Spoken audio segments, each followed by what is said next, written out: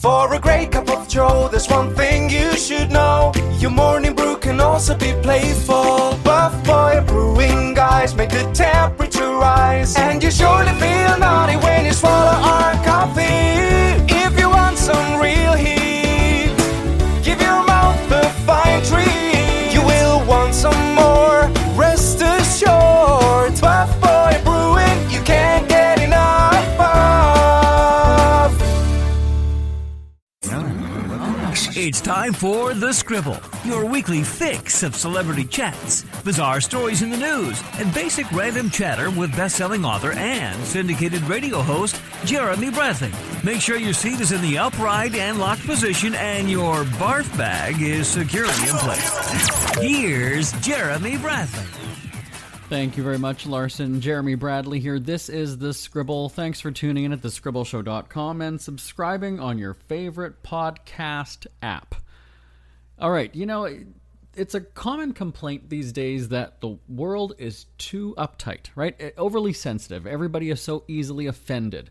And when we have comedians on the radio show and then here on the podcast, I like to pick their brain. Now, I'm also certain that probably every comedian has been asked what they think about that, right? Have they had to tone down their act? Do they have to watch what they say? Are they concerned about the backlash? And so I'm not going to have that exact same discussion, but Jeff Foxworthy from NBC's Bring the Funny will be joining us in just a few minutes, and I definitely want to get his take on society as a whole. We've had, Bob Saget on, and Margaret Cho, and Russell Peters, and, all these really funny people who, when they first got their start in comedy, could be a little bit more over the top than they are today. And so Jeff Foxworthy, he's the You Might Be a Redneck guy, and that's been his gimmick. That's been his shtick, for 20-some years. I remember even when I was a kid growing up. And so I often wonder then, is that term redneck offensive? Right? Just like back in the day, the Beverly Hillbillies, right? Well, is hillbilly offensive now? I don't know, right? I guess it always depends on who you ask, where you're performing, where you say it.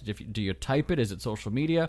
So again, I'm fascinated to hear how comedians react to today's world, and then also, is there backlash from their shows? So their comedy shows, I mean. And so Jeff will be joining us in just a few minutes to talk about that, and also NBC's Bring the Funny, because we just need to laugh more nowadays. I think people are, and this isn't a new rant. You've heard people say this, or you've said it yourself. I mean, it's almost like people are just looking for a way to be offended, as though I can't find that funny. I've got to be outraged. I can't. Or I can't laugh because that's wrong and other people are going to look at me as though I'm the insensitive one or bad guy or the racist or whatever it is. And, it's just sad. So I'm going to get Jeff's take on that when we talk to him in just a couple of minutes. Or we're going to do it right now. Okay, we're going to get to Jeff Foxworthy right after this. Who are the Kardashians feuding with now? What did that little thug Justin Bieber do this time? Who's getting hitched? And who's headed for Splitsville? Hear the latest celebrity news and gossip every day on Entertainment Wrap-Up. The good, the bad, the ugly, but mostly the ridiculously hilarious. It's all recapped in this daily segment at entertainmentwrapup.com. Have a laugh at the expense of the rich and famous when they take themselves way too seriously. It's 3 minutes of time-wasting fun at entertainmentwrapup.com. Check out Entertainment Wrap-Up at entertainmentwrapup.com. Brought to you by Speak Free Books. Isn't it crazy that you wait for payday, but before you know it, you're strapped for cash again? It's time to stop blowing your money and become a smart spender with the book, The Official Guide to Being an American Cheapskate, at cheapskatebook.com. Learn simple ways to cut costs at home every day and during special times of the year. Don't go broke at Christmas. Don't remortgage the house for a fancy vacation. The book is filled with tips to save you money throughout the year. Check out the best-selling book, The Official Guide to Being an American Cheapskate, at cheapskatebook.com or on Amazon and iTunes. Ever had something to get off your chest but never had the balls to say it? That's a load of crap. SpeakFreeWithJB.com is exactly what you've been waiting for. Your chance to tell it like it is and not care what anybody else thinks. Have your say on issues of the day. Join newspaper and radio columnist Jeremy Bradley as he tells it like it is. Hundreds of thousands of people have stopped by, including some well-known celebrities who have had a chat with JB and speak candidly about what's really going on in the world. You can join them too. Have a rant or a rave. Be brave and head on over to www.speakfreewithjb.com now. You know, he's let all of us know if we're a redneck over the years, and Jeff Foxworthy is bringing the funny to bring the funny on NBC. Joining us on the line. Hey, Jeff. Hey, Joe. Hey, Jeremy. How are you? Good, thanks. How are you? I'm doing great, thanks. Good. Well, I just said before we went on the air that we need more laughter these days. The world is a crazy place. Yeah, I think part of the success of the show is based on that. And I don't know about you. I don't ever remember the country being this uptight and angry in my lifetime. And I was telling somebody not long ago, I'm like, we need to be able to laugh, because what laughter does is it finds that thing we have in common, and it's, I always said it's the release valve that keeps the boiler from exploding. Everybody has struggles, but that ability to laugh is really, really important, and so it's kind of cool to be doing a show that kind of highlights that. Yeah, and you have a point. I don't think I've ever heard anybody say, I hate laughing. I hate having a good time. Right? No, they don't. I mean, music's kind of the same way, yeah. but it's that little, emotional vacation where you kind of drop the things that are the struggle, and so, how can you not like laughing? So this show is our escape, and I know there's a big prize up for grabs, but let's just recap in case anybody hasn't seen the show. I know you're about almost 3/4 of the way through on NBC, right? Yes, that's correct. We're about 3/4 of the way through the first season, and when NBC first approached me about it, anytime you've ever seen a comedy competition on television, it was always stand-up, just, like Last Comic Standing or something. And right. So NBC said, you know what, we want to try something different. We don't care how you make us laugh, but you've got 3 minutes to make us laugh. So, if it's a sketch troupe, or if it's somebody with a guitar, or if it's, like, in one case we got like two guys that have been working together, coming up with comedy routines. Kind of reminds me a little bit like of the old Harvey Korman and Tim Conway, yeah. Kind of stuff. Mm-hmm. And so, that's the idea behind Bring the Funny, is you got 3 minutes and make us laugh. And I'm one of the judges, and of course, I've been doing stand-up for 35 years, so I know stand-up pretty well. Mm-hmm. Keenan Thompson, who's the longest-running cast member on SNL, Keenan knows sketch comedy about as good as anybody I've ever met. And then Chrissy Teigen, who doesn't really have that background in comedy, she just knows, hey, it makes me laugh or it doesn't make me laugh. And I say she may be the most important job, because that's what she's basing it on. Does it or does it not make me laugh? Okay, so aside from the obvious answer, make you laugh, I mean, what are you looking for in an act, though? Well, I can't speak for them. What I'm looking for is somebody that just kind of comes out and owns the stage. And I think as I'm watching them, would I pay money to watch this for an hour? I'm thinking almost like a Vegas show or something. Would I pay money to watch this? And, parts of it take me back to early in my career, because I can see people that come out that I know are talented, mm-hmm. but they're nervous, because it's television or because there's money on the line, and that's natural, but the audience doesn't want you to be nervous. The audience wants you to be in control, because if you're nervous, then they get nervous. And so, a lot of it for me is trying to kind of give the pointers to people that are appearing on the show that somebody gave to me 30 years ago. It's like, hey, when you're nervous, try this. Or, You know, like one example would be one act that they were nervous and they were just speaking so fast. And I said, you know, when you're nervous, you have a tendency to rush it. And I remember the first night I was ever on The Tonight Show, and a wonderful comedian named Blake Clark drove down to NBC, and he found his way back to my dressing room, and he said, okay, I'm going to give you a little advice. He said, when you're doing TV, you're going to be nervous. When you think you're going too slow, slow down. And I just always remembered that. And so, you know, I kind of went out there and told myself that, you know, just go slow. You don't have to rush it, because then the audience felt like, well, he knows what he's doing. We can just sit back and relax and enjoy this. Is it different performing in front of a live audience as it would be for, like, do you have to feel it out when you're doing your act on stage and just kind of test the waters? How do you edit yourself? Yeah, well, you know, I mean, in live shows are still my favorite thing to do.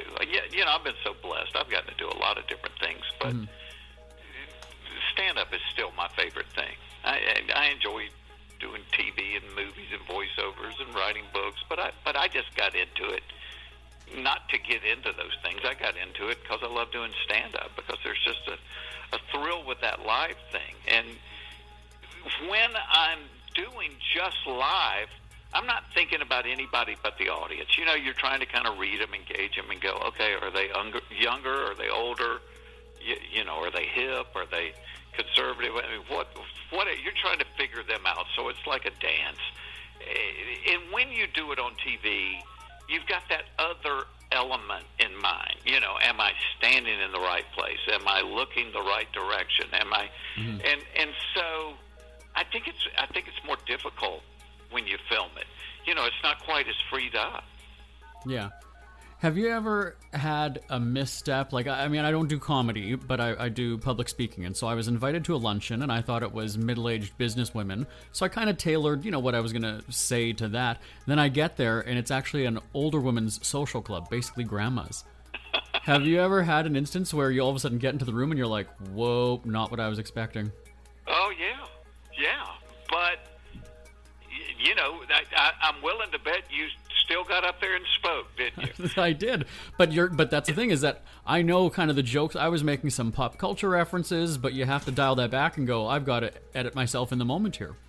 Yeah, and that's, I mean, I think the key to any artist or public speaker or whatever is, you know, it very rarely is the perfect scenario. And so you're always adjusting. Last Saturday night, I was playing at the South Dakota State Fair, and 20 minutes before I go on, they said, it's about to rain. And I said, okay, am I under the cover? Am I under the roof? And they said, yeah. I said, what about the audience? They said, no. And I'm like, oh no. So I'm trying to make people laugh that are sitting in the rain. But bless their hearts, they hung in there, and I thought, you know what, I'm giving this thing everything I've got. If they want to see it this badly, we're going to do it as well as we can do it. Well, that's the thing. You know, I know a few local comedians who slug it out, you know, for $50 an appearance, sometimes even just working for, you know, free food or drinks to make a name for themselves.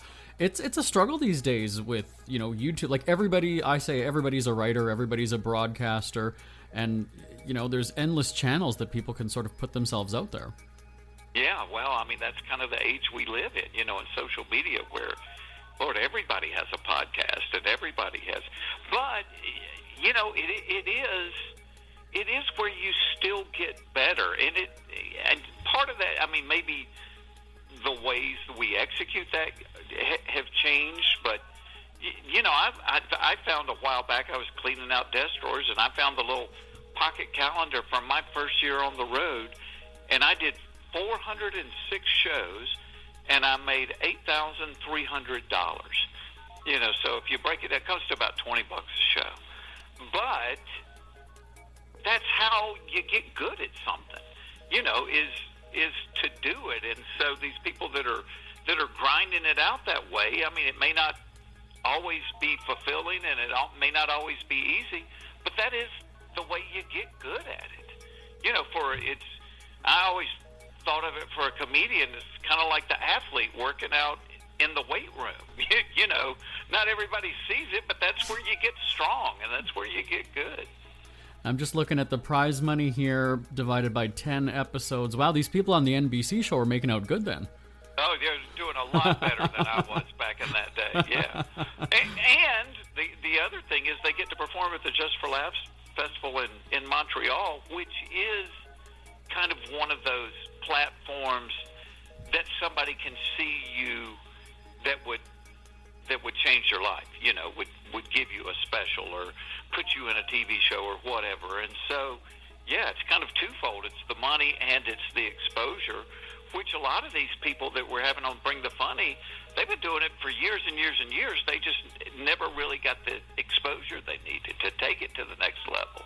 Yeah, and if anybody has never heard of Just for Laughs, I mean, that gets, you know, Howie Mandel is forever on there. I'm just trying to think of almost any stand-up. Anybody. Yeah. You know, for me, I think back 25 or 30 years ago and get invited to be on the Just for Laughs Festival. That was a big deal because it's, I mean, there's comedians from all over the world, and you've got everybody in the entertainment business, agents and managers, and it's just, you know, exposure that you wouldn't get anywhere else. So, yeah, it's a big, big deal.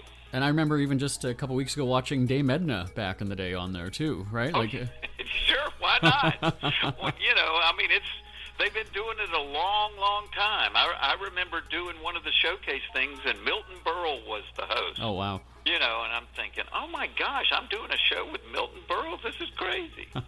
Half of our audience is going to have to Google that reference. Yeah, who's Milton Berle, right? I should ask you then, you know, you use the term redneck in your act. Is that one of those that's come under fire as being offensive, or?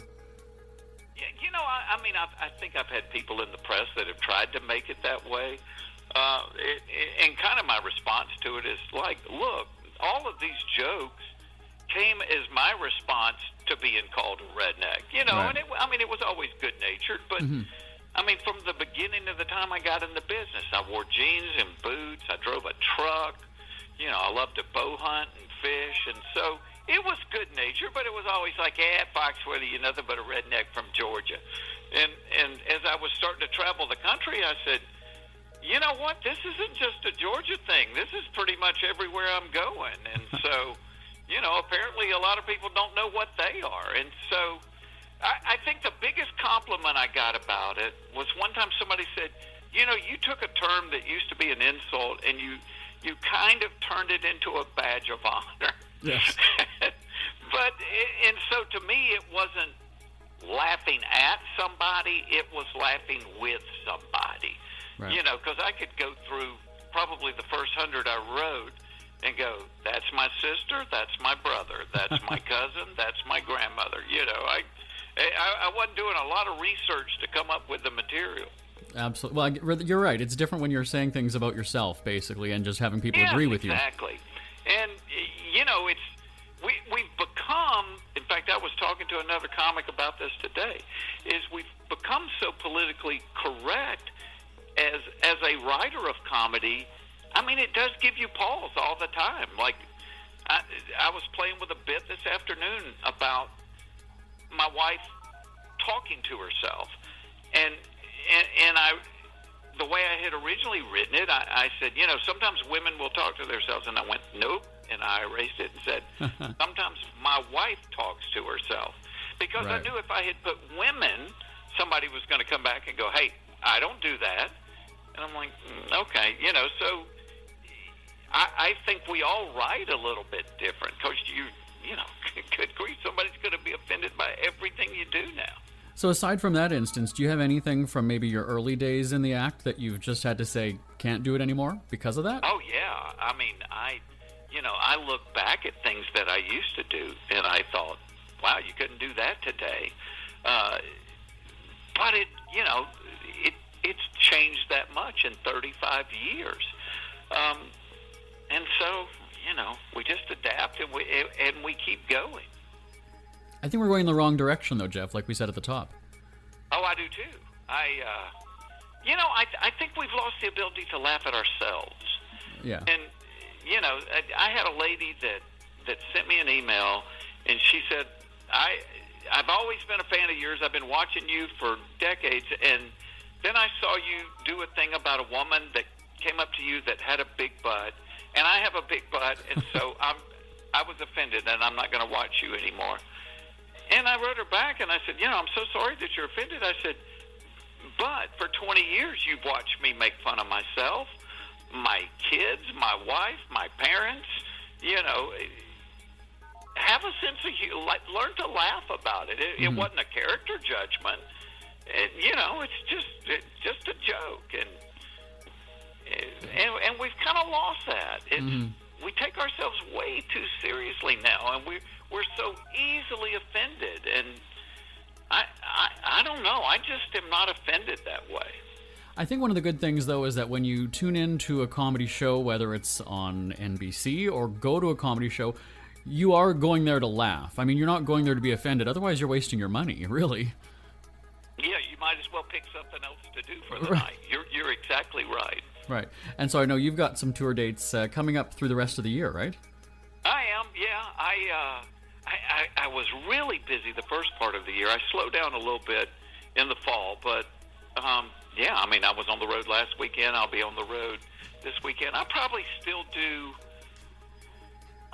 70 or 80 concerts a year, outside of things that I do for charity and stuff. And I still love it. I still love the process. I was telling that comic friend today, I said, I think I'm more intrigued with stand-up now than I was 35 years ago, because you never figure it out. It's kind of like working on a puzzle you're never going to solve. And what I mean by that is, if I laid carpet for 35 years, I would know what is going to work and what's not going to work. I would have that down. And with comedy to this day, I still don't know as I'm writing, are people going to laugh at this or are they not going to laugh at this? And, that's why I still go to clubs and on Monday nights and play in front of 20 people, because I think that's a much more accurate judge of whether something's funny or not than in a theater in front of 5,000 people. And you still have to work it out. But I couldn't tell you before I hit the stage what they're going to laugh at. But, I just always assume, hey, the audience is right. They'll tell me it's either funny or it's not funny. And they do. In a polite way. Are there actual hecklers anymore or no? Every once in a while. I was one of those lucky people. And I think it's because people could tell that I wasn't mean, that I wasn't attacking. But I just never, ever got heckled very much. But yeah, they're still out there. You don't get it so much when you're doing a show in a big theater or something, because people have shelled out a lot of money to see you. But yeah, when you're back in the little clubs working, there's still going to be somebody. And the thing they always have in common is most of them have had one too many, and yes, and they're going to try to get the best of you. And part of me thinks, I've been doing this every night of my life for the past 3 decades. Do you really think you're going to win this? Right. Exactly, right? Who's the one on stage? Who's the one paying to see it, right? Yes, right. Exactly. Jeff, we're out of time, and they're also telling me promote NBC. So we're going to be watching Bring the Funny. When can people catch the show? It is on Tuesday nights at 10 o'clock Eastern, and I think they re-show some of them on, Sunday evenings and stuff. But it's really fun. It's just a comedy competition, and it's kind of like The Voice, but not about music. It's just about things that make you laugh. Right. And then, of course, let's plug your website for upcoming tour dates. Sure. It's you can go to jefffoxworthy.com or foxworthyoutdoors.com, and it shows everywhere I'm going to be and everything that I'm doing. And you can follow me on Instagram at Real Jeff Foxworthy. Okay, that's original. Did you come up with the website jefffoxworthy.com on your own? Did you have to? I did. Can you believe that? Chrissy Teigen came up with Real Jeff Foxworthy. She made me get on Instagram, and I was so proud of myself. I said, Chrissy, I'm up to 40,000 followers. And I said, how many do you have? She said, 27 million. Oh. I said, oh, never mind. We're not going to talk about this anymore. So, hey, but that's a pretty good start, though. Yeah, it's a good start. All right. Well, Jeff Foxworthy, thanks so much for joining us. It was great chatting with you. Thank you for having me again. Take care. God bless. It's never too early to start thinking about your next holiday. Have you checked out Mexico recently? From tequila tasting, swimming with horses, to ziplining through the jungle and watching whales and dolphins in their natural habitat, Puerto Vallarta has it all. Visit mexico.jbonair.com to see all the fun PV has to offer. That's at mexico.jbonair.com for hundreds of photos, interviews, and videos from around the tourist hotspot. Check out mexico.jbonair.com for all the fun. That's mexico.jbonair.com. Ever had something to get off your chest but never had the balls to say it? That's a load of crap. Speak Free with JB.com is exactly what you've been waiting for. Your chance to tell it like it is and not care what anybody else thinks. Have your say on issues of the day. Join newspaper and radio columnist Jeremy Bradley as he tells it like it is. Hundreds of thousands of people have stopped by, including some well-known celebrities who have had a chat with JB and speak candidly about what's really going on in the world. You can join them too. Have a rant or a rave. Be brave and head on over to www.speakfreewithjb.com now. We are back here on the Scribble. I was reminded that Jeff Foxworthy was on the radio with me probably about 10 years ago, if not more. And we used to do something on our syndicated radio show, Top of the Charts, called, it was a web poll question. This was back when people used to vote on a website, right? I guess maybe you still do. It's more so on social media now. And one of the questions that we asked almost every year was, do you lick your fingers when you eat? And I never had. I actually thought it was pretty gross. And so they pulled a fast one on me because I made a comment about being a redneck, if that's something that you do. And so lo and behold, Jeff Foxworthy, they arranged him to call in and answer the web poll question. We now have that clip from 10 or 11 years ago. Actually, while you're listening to it, I want them to get me the date, and I will tell you the exact date that Jeff Foxworthy was first on the radio. Here's the clip. 1-866-98 on air. We'll be getting to some of your responses coming up in just a little bit. And I don't know, it doesn't appeal to me. I guess I'm not a finger sucker, but what do I know? All right, well, the phones are lighting up. We've got to get to your web poll responses. Let's go to the phones right now. Hi, Top of the Charts, who's this? It's Bonnie. Oh, for crying out loud. Wrong number. Let's try another one. Hi, Top of the Charts, who's this? Hi, it's Jeff Foxworthy. Oh, no. I heard the comment. You're calling about the redneck thing, right? Well, yeah. I mean, please, about licking your fingers? Yeah. Well, what's your answer to the web poll? I mean, we've got you on the phone. Do you lick your fingers when you eat? Well, if you're eating something with a fork, like peas and you're licking your fingers, I think that's a problem. I mean, that's probably redneck. But if you're eating, fried chicken or pizza, you don't lick your fingers? I can't believe that. No, I don't. When you have, like, pizza goo and cheese, floating down your hand there. It's just not appetizing. I guess so. So what's what's your favorite then? Is it the like barbecue wings? Like what's your? Yeah, barbecue wings usually get it. To me, if it's a good batch of barbecue wings, you can't even wear a shirt while you eat them because you're going to have a big mess. So you're like licking your arms and everything then? Yeah, when it gets down to licking your arms, I may agree with you. You might be a redneck if that's the case. There you go. It was May 22nd, 2009. So when I say 10 years ago, I was, off by a few months. So anyway, great chatting with Jeff Foxworthy. Certainly a very humble, wholesome, down-to-earth guy. We were supposed to actually have him on the radio last week. He had a family death. And, of course, we sent our thoughts to his family. And when we did get on the phone just at the beginning of the call, he apologized for having to cancel. I said, of course I understand that. I mean, I'm not heartless, right? And we had a talk about family. And then even after we wrapped up the interview, we talked a little bit longer as well. So it was great chatting with him. Remember to watch Bring the Funny on NBC Tuesday nights and check out his website, again, coincidentally, jefffoxworthy.com. And definitely follow him on Instagram as well, now that he's getting his following, his big audience. Speaking of social media, we've got a Twitter announcement, and then I'll be back to wrap up the show. We hear you chirping. Get scribbling. Tweet up the Scribble at The Scribble Show. Join the discussion with Jeremy Bradley. It's all going down right now on Twitter at The Scribble Show and at thescribbleshow.com. Jeremy Bradley here on The Scribble. I'm just looking at the date being August 16th, and from what I understand, people are already back in school, I guess in some colleges. Wow, again, summer, it just flies right by, so I hope you're at least making the most of it and enjoying your time off if you do have any, and the offices are filling back up with all the obnoxious people that you can't stand being around. Those voices, right? The laugh, the loud eater, all that stuff, they're all coming back. But here's the deal. You can put this podcast on your headphones and listen, and we will just help you waste the day away. My name is Jeremy Bradley. This is The Scribble. You can email me live at jbonair.com, live at jbonair.com. Talk to you next time. Bye-bye, everybody. Want more Scribble? Check out thescribbleshow.com for past shows, celebrity interviews, cheapskate tips, and more. That's at thescribbleshow.com and on Twitter at The Scribble Show. The Scribble is a speak-free media presentation. If you want some real heat